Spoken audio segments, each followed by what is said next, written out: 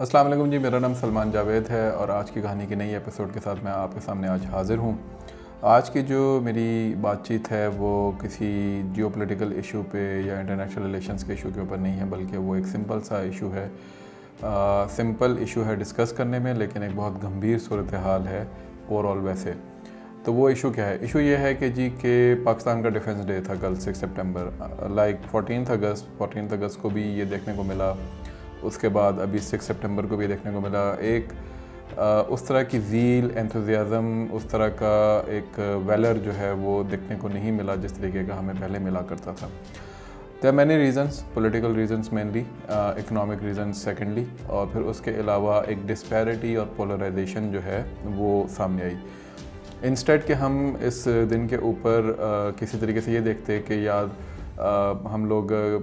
بجائے اس کے کہ ہمارے کسی بھی انسٹیٹیوشن کے ساتھ یا انسٹیٹیوشن کے بڑوں کے ساتھ اگر ہمارے کوئی اختلافات ہیں تو ایٹ لیسٹ جو ہمارے نیشنل ڈیز ہیں، جو ہمارے نیشنل معاملات ہیں، ان کو ہم اس کے بھینٹ نہ چڑھائیں، اپنے پولیٹیکل جو ہیٹریڈ ہے، اپنا جو پولیٹیکل پولرائزیشن ہے، اس کے بھینٹ اس کو نہ چڑھائیں۔ جو قربانیاں ہیں، جو خون بہا ہے، جو پسینہ بہا ہے، جو نوجوان اس وقت تھے، جو بچے تھے، جو بوڑھے تھے، جو خواتین تھیں، جو انہوں نے قربانیاں دیں، 47 ہو، 48 ہو یا 65 ہو یا اس کے بعد 71 ہو یا اس کے بعد پھر باقی جتنی بھی معاملات ہوں، بہرحال یہ جنگیں، یہ معاملات، یہ چیزیں اس لیے چلتی رہیں کیونکہ اس ملک کو، اس خطے کو، اس ٹیریٹری کو کسی طریقے سے ہم محفوظ رکھ سکیں، اس کی سوورینٹی کے اوپر کوئی آنچ نہ آئے۔ انٹرنل ایکسٹرنل امپلوژنس ہوتی رہتی ہیں، اکنامک میلٹ ڈاؤنس بھی ہوں گے، اکنامک ری بلٹ بھی ہوگا، سوسائٹل میلٹ ڈاؤنس بھی ہوں گے، سوسائٹل ری بلٹ بھی ہوگا، پولیٹیکلی آپ لوگوں کو بیٹریلز محسوس ہوں گے، ملٹری کے اینڈ سے آپ کو کبھی بیٹریلز محسوس ہوں گے، لیکن ملک وہیں پر رہے گا، ریاست وہیں پہ رہے گی۔ جس جگہ کے اوپر آپ رہتے ہیں، جس ریاست کا جھنڈا آپ اٹھاتے ہیں، جس ملک کا جھنڈا آپ لے کے چلتے ہیں، وہ وہیں رہے گا۔ بلکہ اس کے برعکس یہ دیکھنے کو ملا کہ پولیٹیکل پارٹیز کے جھنڈے جو ہیں وہ لہرائے گئے، پولیٹیکل پارٹیز کے جو مینیفیسٹوز ہیں ان کے اوپر بات کی گئی، اس دن بھی شہداء کا مذاق اڑایا گیا، اس دن بھی شہداء کے اوپر بات کی گئی۔ ایک تو یہ ہوا۔ دوسرا یہ ہے کہ وہ افغانستان کی سائڈ سے جو اٹیک ہوا ٹی ٹی پی کا چترال کے اینڈ کے اوپر، پھر تورخم کے اوپر ہوا، پھر انڈیا نے ادھر سے ایک شور اٹھانا شروع کر دیا اپنے میڈیا کے اندر۔ ہوا کیا؟ بجائے اس کے کہ آپ لوگ مل کر انٹرنلی ہمارے جو بھی ایشوز ہوں، انٹرنلی ہم ہر ایشو کو بیٹھ کے ریزالو کر سکتے ہیں، کرٹیسائز کر سکتے ہیں، ایک دوسرے کا گریبان بھی پکڑ سکتے ہیں۔ چلیں آپ لوگ اگر اس حد تک پہنچ گئے، ہونا تو نہیں چاہیے، لیکن چلیں آپ گھر کے اندر کچھ بھی کر سکتے ہیں، لیکن گھر سے باہر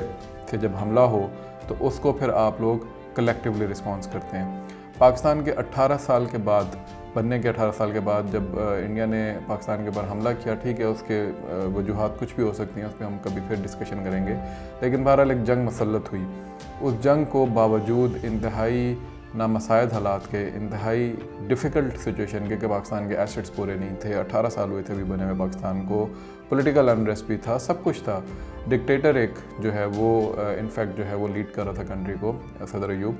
اس کے باوجود نیشن نے کلیکٹیولی رسپونڈ کیا تھا کیونکہ تھریٹ ایکسٹرنل تھا، حملہ باہر سے ہوا تھا۔ اس بار کیا ہوا؟ حملہ باہر سے ہوا، اسی حملے کو جواز بنا کے آپ نے اپنے ہی لوگوں کو مذاق کا نشانہ بنانا شروع کر دیا، اسی حملے کو جواز بنا کے آپ نے اپنے ہی لوگوں کے اوپر تبرہ کرنا شروع کر دیا، اسی حملے کو جواز بنا کے آپ نے انڈیا اور ٹی ٹی پی کے پروپیگنڈا کے اندر ہاں میں ہاں ملائی۔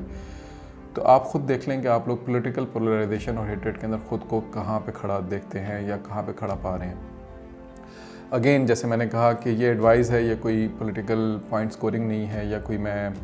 کسی کو امپوز نہیں کرنا چاہ رہا کہ یہ آپ اسی طریقے سے کریں، لیکن یہ کچھ سوچ، کچھ فکر ہمارے اپنے اندر خود پیدا ہونی چاہیے۔ دوسرا یہ کہ اسی پولیٹیکل پولرائزیشن یا ہیٹریٹ کے اندر جب آپ سوشل میڈیا کو اٹھا کے دیکھتے ہیں تو جو ٹاکسٹی ہے وہ کسی طریقے سے کم نہیں ہو رہی، بجائے اس کے کہ اگین اس دن ہم کلیکٹیو پاکستان کی بات کرتے،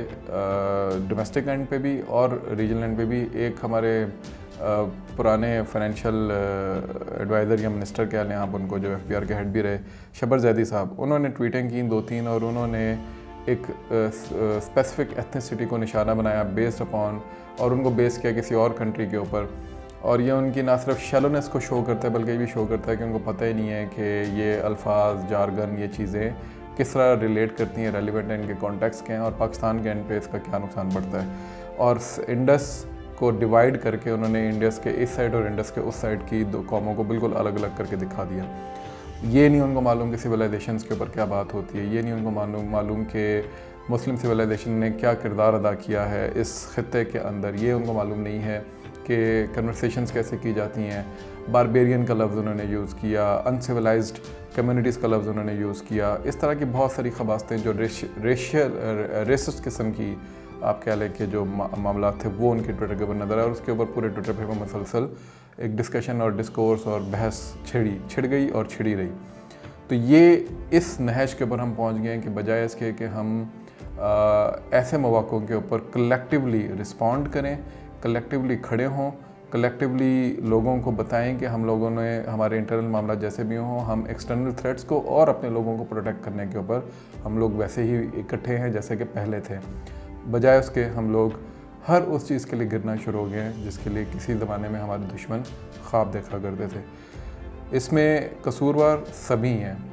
ملٹری کے لوگ بھی ہوں گے, اسٹیبلشمنٹ کے لوگ بھی ہوں گے, اس میں سیاستدان بھی قصوروار ہوں گے, جوڈیشری بھی قصوروار ہوگی, میڈیا بھی قصوروار ہوگا, انٹیلیجنسیا بھی قصوروار ہوگا, لیکن اس میں سب سے بڑا کردار اب ہماری عوام خود ادا کر رہی ہے. تو اس پہ سوچیے, اور امید ہے کہ ہم لوگ بہت جلد واپس اس طرف آنا شروع ہوں کہ قومی معاملات کے اوپر ایٹ لیسٹ جو ہے ہم دشمن کے جو نرغہ ہے, دشمن کا جو ٹریپ ہے اس میں نہ گریں. آج کے لیے اتنا ہی, بہت بہت شکریہ. ملتے ہیں انشاءاللہ بہت جلد ایک اور نئی ویڈیو کے ساتھ.